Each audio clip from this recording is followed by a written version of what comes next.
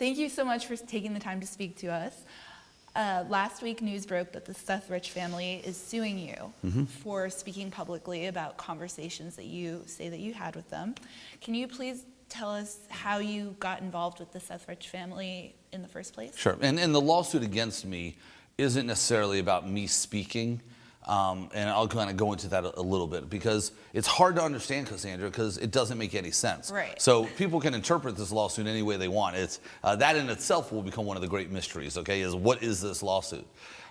Look, nobody can empathize more for a family who's lost a family than I can. I feel for these people, and I don't just say that. I actually jumped in because I felt so much for these people. I actually took my own money and tried to help out this family, and we'll get to that in a moment.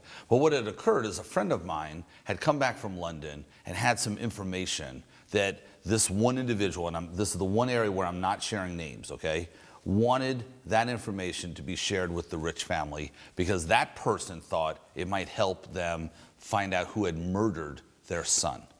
This person, knows a lot, in fact, knows quite a bit, and I knew this information was relevant. I didn't seek it out, it came to me. Now, why did it come to me? Things just happen in my life, okay?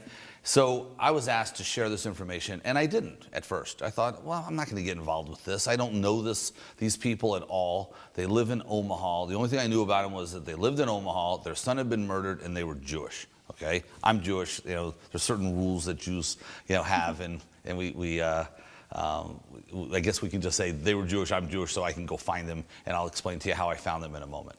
So without, jumping on it, I started reflecting on my son, who had just gone to college, and thought how terrible it was that somebody's child had been murdered.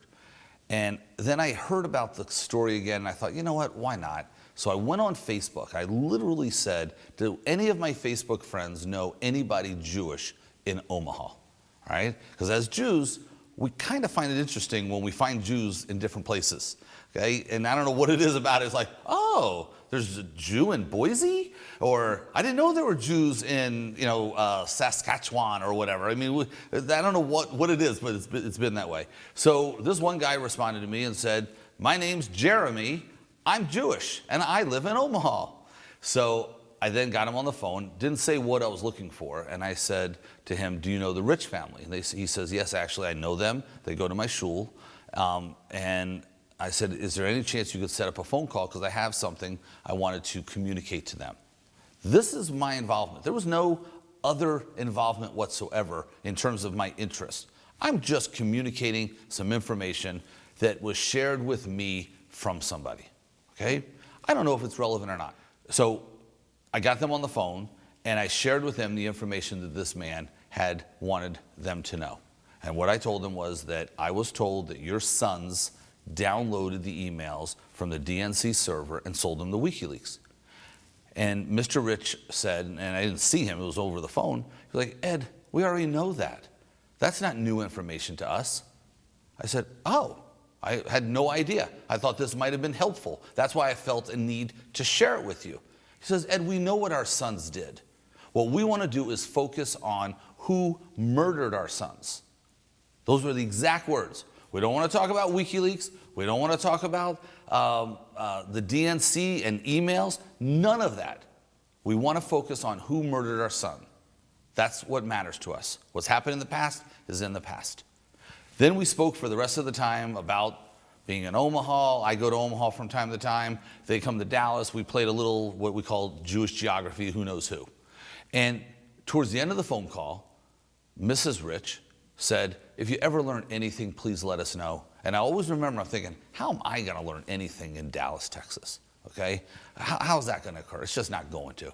I said, Mr. and Mrs. Rich, if you ever come down here, be happy to show you around. I'm sorry what happened to you. And obviously the information that I had, you already knew, you already had. Goodbye. So a couple of days later, I was talking to a friend of mine who retired from some intelligence agency. And I was talking to him about him getting this product that a friend of his developed and seeing if there was a way to try to get into the government, to try to sell it. And I mentioned to him, I said, if you ever learn anything about this Seth Rich murder, let me know. Now, this guy lived in Washington. And Cassandra, he said, you know what? Fate would have it. I know somebody who knows a lot about it. And I went, oh. He said, have you ever heard of a guy named Seymour Hersh? I said, no. I said, I think I've heard something about him somewhere along the way, but I don't know him. He said, well, he writes, and he actually has written a lot about this and knows a lot about it, but can't get it published by anybody. Which is shocking because he's an award-winning journalist. Like, we really need to make clear that he is a very well-respected, very, very highly regarded journalist. Well, I've with learned good that sources. since. I've learned that since. So I said, oh, well, if he knows anything, I would absolutely, find it interesting so I could tell Mr. and Mrs. Rich, and maybe that would help him. And I'm like, wow, what are the chances? And a lot of this is, what are the chances, okay? If I write a story about this, is what are the chances? Well, this stuff happens in my life. All right. 2 days later, I get a phone call. Ed Butowsky, this is how he talks. I go, yeah, it's Seymour Hersh. I'm like, oh. And he just starts talking. And this guy talks as fast as anybody I've ever heard in my life. And my kids had just taught me how to do voice memos on my iPad. And I thought, I cannot keep writing, and I have terrible handwriting anyway. And so I thought, all right, and 6 minutes in, I just thought, I hit voice memo. And he's talking, all right? And I'm kind of listening, and he's saying a lot of outrageous things. He's using a lot of bad language and about a lot of people like Clapper and Brennan, and he's saying a lot of things. But when it was done, I said, thank you, goodbye, and that was the end of the conversation. I took that memo and I sent it over to the Rich family. I said, please confirm when you get this. Maybe this will be helpful. That was it. Right. Okay? They respond, got it. Okay. And on that audio, which I have written about before, he says that the FBI did in fact have his emails, or did have his laptop that had the emails on it and all this stuff, right? Like he lays it all out. Hey, anybody can go, and I know this is on your website, right. But you can go to a website called debunkingrodwheelersclaims.com, and somebody has taken a lot of information and put it up there, and you can hear the audio recording that I taped. Now, I did cut out a lot of things in that recording where he goes on tangents and says some terrible things about people, but everything else there is exactly his words. But let me focus in on this one point. After the Riches got this, okay, they said, got it. I didn't hear from them for about 3 or 4 weeks. Was this before or after the DNC hired a spokesperson for them? Do you know? I have no idea. Okay. I have no idea. But as I'm developing this relationship, because I'm thinking, wow, here, I got something that might help these people. Okay? Because it said in there that all this information was at the FBI, and the Riches had told me that the Washington police weren't helping them at all. The Metro Police had shut down the investigation. I felt terrible. These people, their son was murdered. All right? No one's helping them find out who murdered their son. I mean, how tragic can this be? So I'm helping these people. This is all I'm doing. And Seymour Hersh happened to have come into my life, and I taped it, never thinking for a moment what would transpire and what this thing would build into. But let's continue.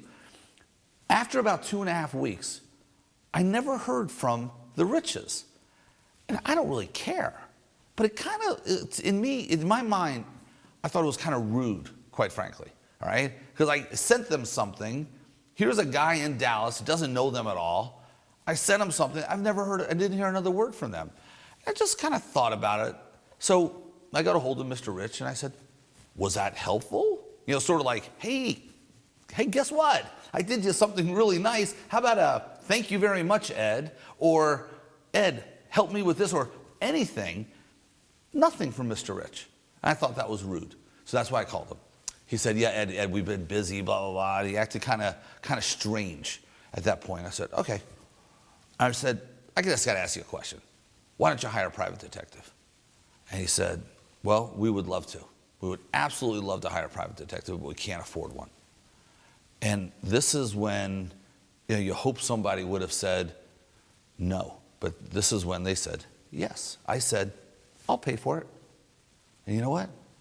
They said, thank you. And I thought, well, wait, these people just said thank you. how much is a private detective? I mean, this thing just kept building and building. I went, like, how much is a private detective? And I'm thinking to myself, I don't even know how to find a private detective. So I reached out to people, found out that a private detective in Washington, D.C. is $150 to $250 an hour. Jeez. I'm not going to pay that much. So I kept looking. I was hoping to find like some private detective, like, was just kind of retired, wanted to do something for free. And then someone recommended a guy who appeared on Fox, seemed like a nice guy, named Rod Wheeler. And through a series of communications I got with Rod, introduced Rod to the Rich family. Mr. and Mrs. Rich and Aaron, the brother, of Seth Rich, interviewed him. Over a 14-day period, they came to an agreement. And the agreement was that Rod was hired, and he had certain contingencies, Rod did. I never saw the contract. Rod had sent him a contract to begin with, and Mr. and Mrs. Rich created a new contract along with Aaron. Didn't know what it said, I did get sent it later on, but I wasn't a party to it. All it said in there was a third party named Ed Butowsky will pay the bill. And you know what? I will pay the bill. All right, I said I would do it, and I would do it. And I started off by giving Rod Wheeler $5,000. He was, in some financial, condition where he needed some money.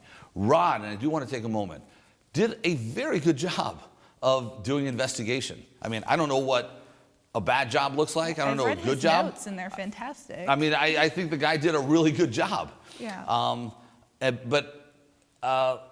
But then towards the end, which I'm sure we'll get to, Rod just had a little problem with telling the truth about a few things. But I think Rod did a fine job, and he's a really nice guy. Even to this day, he's a guy I'd grab a beer with and have go to a game with. He's a really nice guy. After all this. You know what?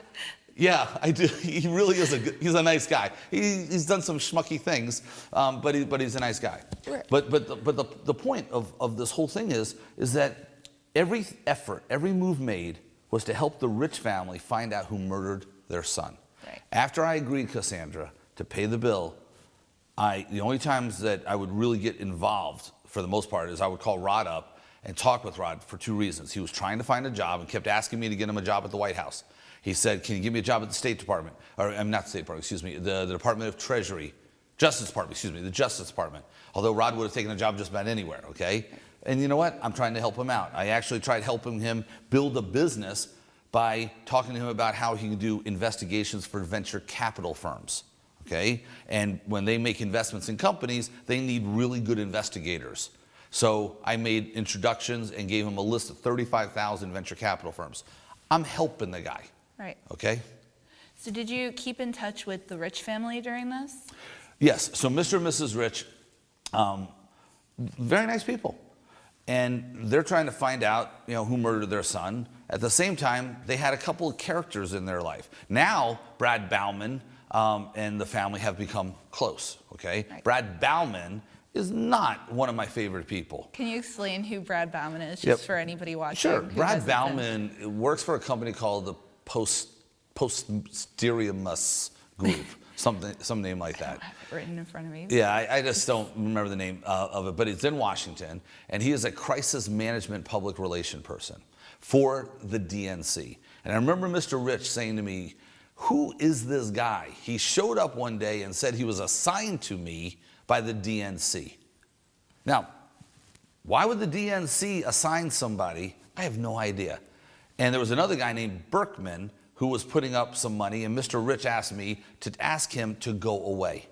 All right. Now, I think he has a podcast or some show. Berkman just got assaulted a couple days ago for the second time while he was trying to get source files. So he's actually a lobbyist who had put up a reward for information regarding the case. And I don't know anything about that. But he asked me, I guess I should check out Brad Bauman.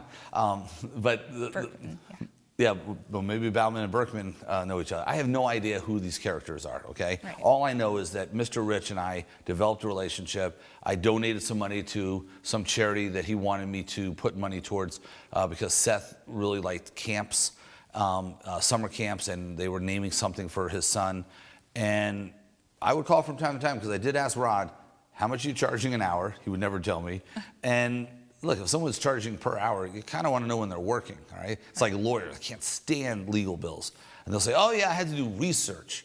I'm like, well, you're a lawyer. You should already know this stuff. Right. This is the way I think. But I always want to know if I'm being charged. If I'm being charged on an hourly basis, Cassandra, I absolutely want to know what I'm being charged. So I would call Rod from time to time on that. Now, there were some other little things I got involved with because Rod had met Malia Zimmerman. He was introduced to Malia Zimmerman, not by me, but by Adam Housley at Fox News. There's a story out there that somehow I coordinated Rod Wheeler with Malia, and that's not true. Adam Housley, who's a veteran at Fox News and a friend of mine, and Rod Wheeler have known each other for many, many years, and Adam put Rod with Malia because Malia had been looking into the Seth Rich story to write on it. Okay, so before we jump into the Fox News story, a lawyer from Chicago who's now representing the Seth Rich family actually sent a letter demanding a retraction from the Gateway Pundit when we reported on your conversation that you said you had with Mr. Rich. He said that it was false, reckless, and defamatory to say that Seth or Aaron were ever involved with WikiLeaks. Why do you think that he's denying it so strongly? Well, one of the things, why do I believe that the Rich family is denying that their sons were involved with the emails and WikiLeaks and so on? Yes. Because... Did they ever say? Or? Well, yes, we talked about it. They don't want their son's name to be associated with being the people responsible or the person responsible for getting Donald Trump elected. In addition, I was not told this. I was told what I just said to you by Mr. Rich. But what I was not told, which I surmise, is that maybe they're a little afraid that if Seth was murdered, and if Seth's murder was related to him downloading the emails from the DNC server on a $56 Western Digital hard drive, okay? It was? Yes. If that happened, and he put it in Dropbox, by the way, that maybe Aaron's life is at risk because of the relationship between what they did together. I don't even know what they did together. I'm not a computer person. So the WikiLeaks emails came out 12 days after his murder. Do you know what happened with this $56? No, I don't know. Okay. No. And again, remember, I've never had like an interest. I'm a money manager, okay, who just kind of found his way into this by being, quite frankly, a nice guy. These lawsuits, which we'll get to, try to paint a really strange story. And if anybody ever took the time to listen to what these lawsuits said and believe this stuff, they got to go on some kind of medication. Right. I mean, these lawsuits are ridiculous. So in Malia Zimmerman's report, which is now the center of another lawsuit, she said that she cited a second source that was a federal investigator and didn't claim that her entire reporting was based on Wheeler. Do you know anything about the second source, and do you think that it is fair for Fox News to pull her reporting when she had multiple sources confirming the same facts? So let me tell you, let me answer that question this way. Rod Wheeler read the story and saw this quote. I saw the emails between Seth Rich and WikiLeaks, or something along those lines, said a federal investigator. Rod Wheeler, he told me this on the phone. He said, Ed, I blew it. I thought that was referencing me. He thought that quote was attributed to him. And he had gone on CNN and said, Fox misquoted me. Fox didn't misquote him. He just read it wrong. He thought he was the federal investigator she was referencing. He screwed up. We all screw up. Rod Wheeler screwed up. The quotes that are in these lawsuits that he says he never said, he actually typed them himself. Right. He wrote them and said them on television, and anybody who wants to look at these suits and really look into the kind of nonsense that we're being fed through these lawsuits, read it. I mean, here I am being sued, I'm talking to you. Any lawyer's going, oh my God, I can't believe he's talking on camera about this, right? The truth is really simple. I'm not afraid about the truth. The truth is what I'm telling you. The guy typed the quotes. Do you know anything about the second source that you can say or no? Yeah, I have to talk to Malia Zimmerman about her sources. Okay. But I want to make sure I got this point across. Rod Wheeler said the quotes that he said he didn't say before the article went out. He said it the night before. He said it days later. He wrote the actual quotes that he said were not his quotes. Right. And then he brings a lawsuit saying he was defamed. And I actually have a lot of these text message exchanges and email exchanges, and I will include them in the report that goes along with this. Please do. I mean, this is how insane this thing is. Really legitimately word for word. Right. And now Malia Zimmerman has had her report yanked and has been smeared all over the media, saying that she made up this story, and every liberal media outlet has used used Fox's retraction as a way to attack any media that reports on Seth Rich. Yeah. But Fox News probably shouldn't have even pulled that report, because everything that she quoted Wheeler saying is recorded. No, you know what it is? I got to tell you, Cassandra, your industry is really tough. Reporting is hard. But there should be, I'm going to use brotherhood, sisterhood. There should be some sort of a collaboration between all people in the media and really look at what happened to Malia Zimmerman. Because Malia Zimmerman is one of the hardest working, most honest reporters. As a matter of fact, she wouldn't go with the story. She had the story for a month and a half and held on to it till she got her second. And she wouldn't go with any of Rod Wheeler's quotes until he confirmed them over and over and over again. Right, okay? which I personally read those text message exchanges, and she sent him a draft. She sent him a full draft of what ultimately was published and said, is this correct? Is there anything that is wrong? That's right. And he said no, and by the way, can you please add that I, believe that the emails lie on a server somewhere in blah, blah, in the FBI. Yeah. So Rod Wheeler, all of those things, anybody who takes the time to look at it can see. I have it right here. He said, Malia, you can add that I do strongly believe that the answers to who murdered Seth sits on his computer on a shelf at the DC police or FBI headquarters, ! And she said, okay, I'll add it. And you can go to debunkingrodwheelersclaims.com, or actually, you know what you should do? Take those from Debunking Rod Wheeler's Claims, if you can get a hold of them, and put them up on your site. Yeah. People need to understand that Malia Zimmerman did great work. Right. She's a great person. She didn't do anything wrong. Well, she's going through pretty much what Julian Assange is going through. There is a very tight-knit group in the media and amongst journalists, but once you're excluded from it, if you're not telling the right narrative, then you're on the outs, and they're not defending your free press. I don't know if Malia would like to be associated. Right now, let's just put that aside, Malia and Julian Assange. I'm just trying to say that there is camaraderie in the media, but if you're not telling the story that they want, then your freedom of press and your freedom of speech doesn't matter anymore. And Malia Zimmerman, her story, I do not know why that story was taken down. And when it was taken down, after they figured out what Rod Wheeler had messed up, that story should be reposted. You should start put the story back up. I wrote an article demanding that they put the story back up. The story should be put back up, because nobody knows. I don't know anything wrong with that story. But so once that story came out, everybody just went, oh, the story's discredited. Malia Zimmerman, this, that. Malia then, here she is put on hold or not able to work or not able to write stories. What did she do wrong? Right. All right. And so please carry on. So now, after the story was retracted and everybody was forced to apologize, even though it wasn't really clear what was actually wrong and it was this big mess, Wheeler actually joined a class action lawsuit against Fox and against you. Can you explain a little bit about why?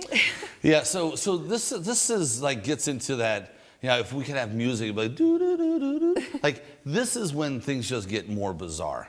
So Rod Wheeler had called me because he wanted to sue a lady named Maria Morocco, which we haven't talked about. But Maria Morocco had taken Malia's story and had promised Rod, apparently, this is what Rod had said, that she wouldn't use the story and wouldn't do anything with the story except tease it, okay? She was the local Fox. Local Fox 5 reporter.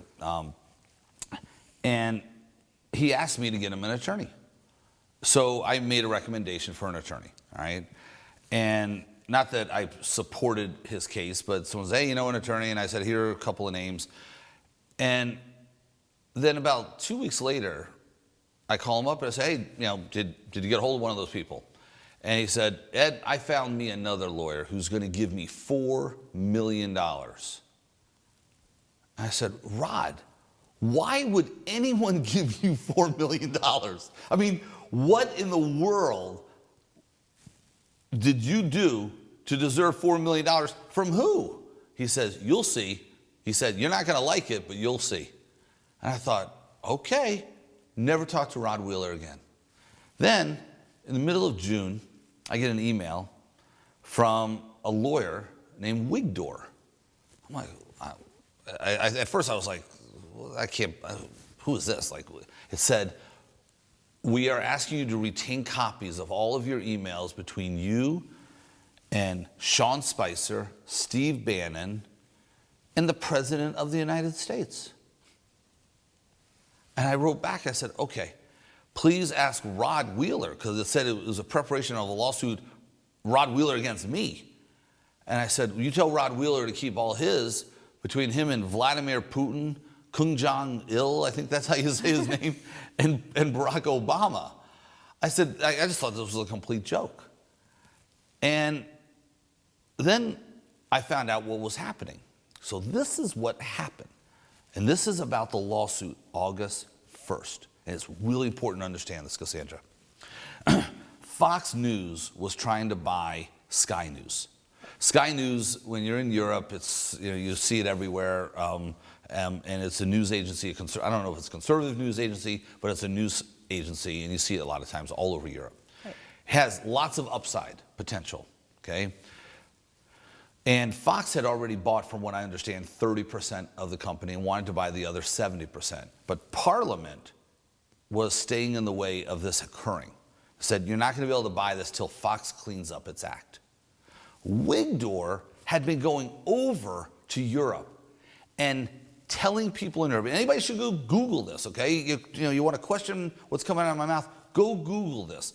Wigdor was going overseas and encouraging people at Parliament to not sell the other remaining portion to Fox because of their indiscretions and what a bad group of people Fox. Let me tell you, Fox News, and I want to make this very clear, hardworking, good people. Their stories are, they can't go with a story unless it's really, really checked out. And they've got a great news agency, a great news department, and really great people there. And about 70% of the people, Cassandra, that work there are Democrats. People don't believe that. It's unreal. People just don't understand the truth behind some of these companies. Fox News is a great place.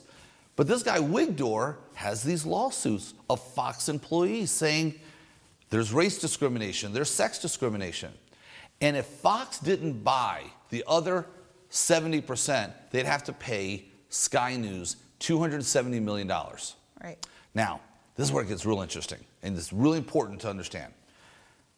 Wigdor went to the DLA Piper attorney representing Fox and said, give me $60 million, and I will drop all the cases. We won't try any of them, which I think is terrible for the people who have cases, all right? I don't know if the cases are real, not real, but for them to put their name on a piece of paper and say, I'm suing my employer, they've got to feel like there's something there, and they deserve their day in court. But Wigdor, he wasn't going to do that. He said, we're not going to try any of these cases. You give me $60 million. Where do you think $4 million might have gone? He would take about $24 million if history told us anything, and the rest would be split between those people. And then Fox could go buy the rest of Sky News. Right. Well, the DLA Piper attorney looked at him and said, his exact words from what I heard from someone who was there was, "You're a terrorist." And he told that to Wigdor. Wigdor said, I guess I'll file this crazy lawsuit that I have. Right. And the crazy lawsuit was filed August 1st. So how did you end up wrapped up in this? If he's trying to possibly prevent a Sky News merger. Right. What does that have to do with you, who Yeah, like lives in Dallas why and is doesn't Ed work for Butowsky? Fox? Yeah, why is Ed Butowsky, who, by the way, doesn't work for Fox, okay, has or had a lot of friends at Fox, okay? They don't talk to me anymore, all right? Hopefully, I'll be able to talk to them one day, okay? Because there's a lot of great people there. And how did I get involved? I don't have any idea, except a story that was dreamt up. And here's the story. This is what the lawsuit wants you to believe. And this is what made headlines all over the world. And this is what Mr. and Mrs. Rich's lawsuit is related to, okay? Because a lot of stuff in their lawsuit came from this lawsuit. So think about this. The lawsuit says that President Trump was getting very nervous about his collusion with Vladimir Putin and breaking into the DNC server, all right? So they decided that they needed some help to create a diversion from that issue. Now, it's already been proven there was no collusion between Trump and Vladimir Putin. Yeah, but we're the conspiracy theorists, right? Well, but let me finish this point, because I think it's a very important point. It's already been proven that there's no collusion between any of that.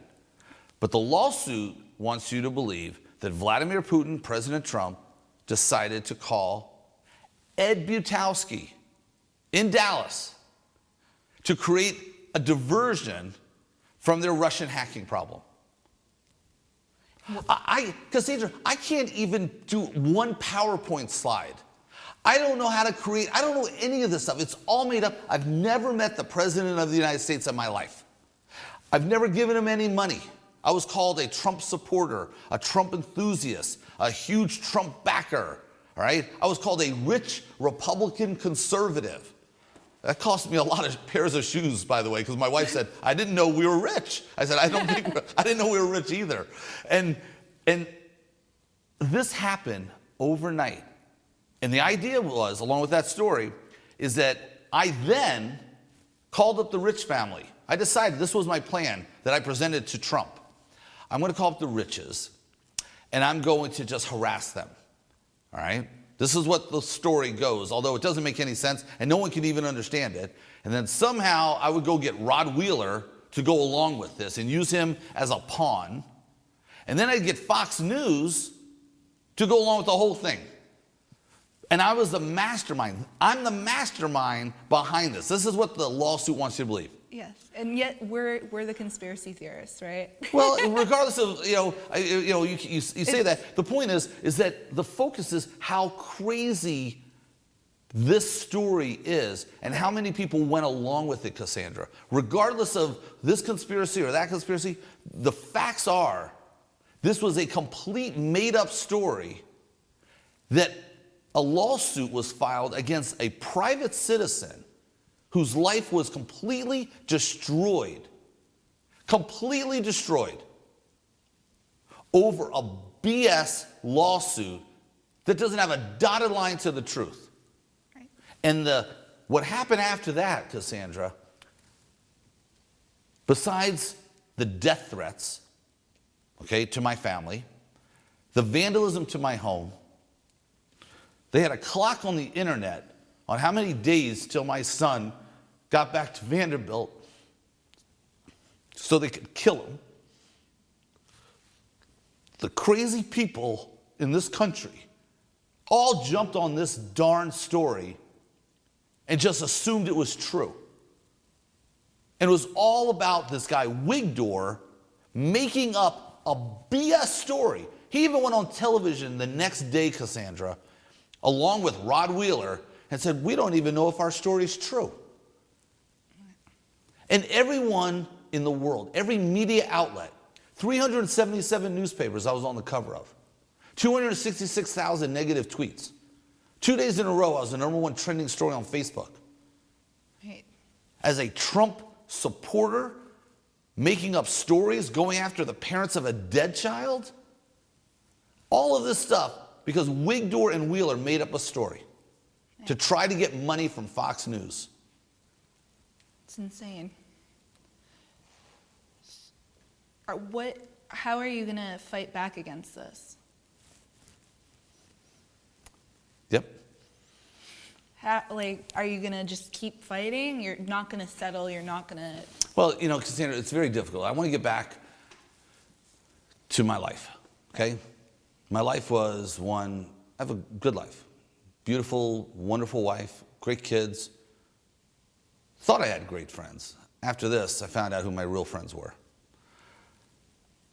And I want to sit down next to Stuart Varney on Fox Business and discuss economics. And I miss a lot of what my life was. And some people say, just let it go. But I'm not that kind of person. I'm not going to sit back. But Cassandra, I'm not going to sit back and let what happened, just let it go. Just not going to do it. Right. And I don't know who would. I don't know anybody who would endure what I've endured. And now, we got a new lawsuit. This lawsuit says, on an article, by the way, that I didn't write. Let's remember something also. On this one article that Malia Zimmerman wrote, I didn't write it. What's the case against me? You're not even quoted in it. I know I'm not quoted in it. I didn't prepare it. I didn't do anything. And the lawsuit says that I defamed Rod Wheeler. Right. No, first of all, Rod Wheeler wasn't defamed. Second of all, Rod Wheeler wrote all the quotes himself. Third, I didn't write anything and didn't say anything. This country is out of their minds, people that want to accept this. And they don't want to hear what I have to say. And now, the lawsuit with Mr. and Mrs. Rich, what does that say? That, well, Ed Butowsky didn't write the article, didn't say anything. But apparently, I think what it says is that they have emotional stress or distress.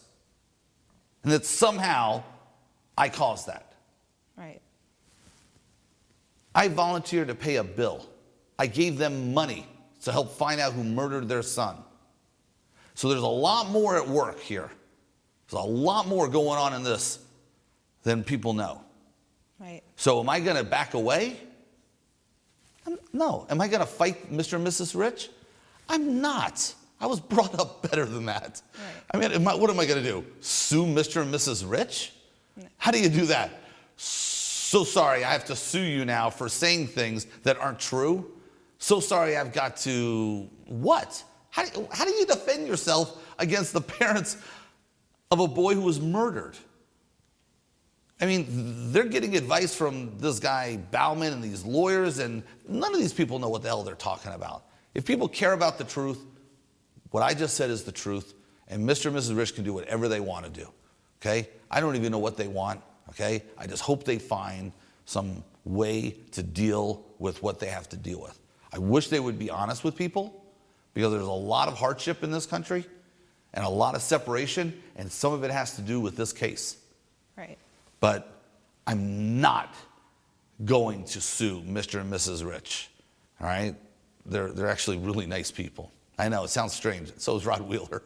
Yeah, they seem like Bauman, not a nice guy. people. But Rod's the Rod and the Wheelers, and the Riches, these are good people, and there's just a lot of BS stories going on. Yeah. Do you think that they've been manipulated in any way, or do you think that they just really don't believe, or I don't know. Well, I think what you're saying is, like, why are the Riches doing that? Yeah. I've reached out over and over and over again, sent text messages to Mr. Rich ever since the May 15th article or May 16th article, because somehow somebody twisted something, and it was actually Bauman saying Butowsky took advantage of the Riches. That makes no sense at all. Right. Okay, I mean, if you want to be confused, hire this guy Bauman. I mean, he's pretty good at just confusing things. Okay, but Mr. and Mrs. Rich, I didn't do anything to these people, and I never would. Right. I mean, why would I? Yeah. Do you have any questions? Have you reached out to anyone with WikiLeaks or related to WikiLeaks to? Yeah. No, I let me make a point very clear. I think it's terrible that Seth Rich was murdered. Okay? I think it's terrible if anybody's murdered. I didn't really get into this for any reason, except I shared something, and then I thought very privately I was helping somebody out. I wasn't doing this in the limelight. I help lots of people out. I mean, I give money to people, and I'm out of that game, by the way, so anyone watching this, don't ask me for money. I'm done with that stuff. I'm somewhat done being a nice guy. But I do a lot of things privately, and that's what it is. It's private, okay? And I tease with my kids that at my funeral, there'll be a lot of people coming up telling stories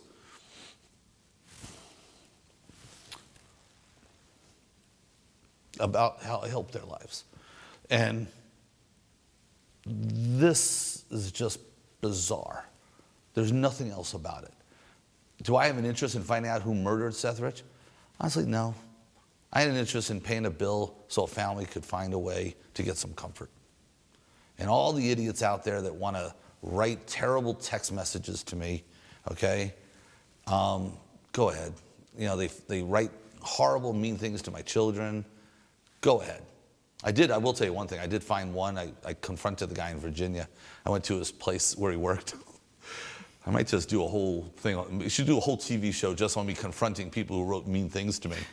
I'll chase them down with you. I did. I went to his store and I said, I'm Ed Butowsky. Like, I'll be right back. And he closed the door and never came back out. You know, people can do whatever they want to do. I'm not going to, you know, I have changed over this. But the idea embedded in the Wigdor Wheeler lawsuit and Mr. and Mrs. Rich's lawsuit, they're just pie in the sky stuff. They'll say, well, why'd you send this text message? There was one text message that said that the president, I was kidding around, and I guess I should be addressed because it comes up all the time. Malia Zimmerman was trying to get a hold of Rod Wheeler to confirm some quotes, ironically. She couldn't get a hold of him. Rod would respond to me probably more often than he did to Malia. I sent him a text message and I said, hey, Rod, hurry up, come on, you got to do this. The president's waiting. Because that's how he and I were teasing, because he always was asking me about getting him a job. And he said, Ed, when I solve this and it shows that the president didn't do anything with the server, the president's going to hire me. So that text message was me just teasing with him, come on, the White House is waiting. But what do people want to do? They want to make up a stupid story and say that the president was involved. Right. He wasn't involved with anything. I always think about my text messages and my inside jokes, and I'm like, man, if Deep State's reading this, I'm in so much trouble. Yeah, I mean, but you don't imagine that's going to happen. And I will tell you, you know, I don't know how long Wigdor's law firm is going to last, but, you know, and how good they're going to be and what they're going to be. But Disney should sign them up because they can come up with some really neat stories.